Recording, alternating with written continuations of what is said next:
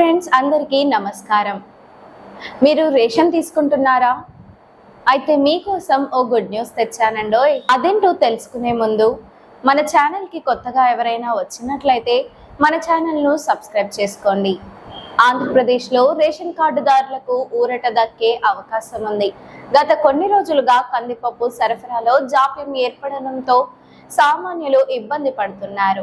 Ration షాపుల్లో కందిపప్పు kilo 67 రూపాయలకే అందిస్తుండగా బహిరంగ మార్కెట్ లో 120 రూపాయల నుండి 160 రూపాయల వరకు ధర ఉంది. దీంతో ప్రభుత్వం కందిపప్పు పంపిణీని క్రమబద్ధీకరించేందుకు చర్యలు తీసుకుంటోంది.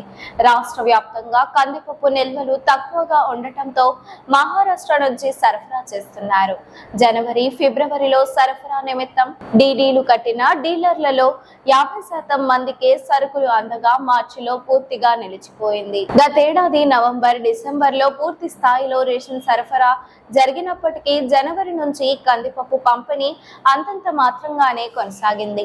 మార్చి నెలలో బియ్యం, పంచదార మాత్రమే అందించారు.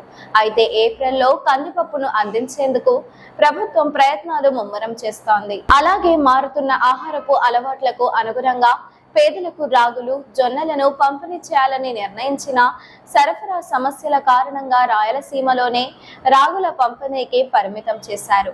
ఏప్రిల్లోనైనా కందిపప్పు సరఫరా జరిగి ప్రజలకు తక్కువ ధరకే అందిస్తారన్న ఆశాభావం నెలకొంది. మీరు ఎటువంటి అప్డేట్స్ తెలుసుకోవాలనుకుంటున్నారో కామెంట్ బాక్స్ లో కామెంట్ చేయండి.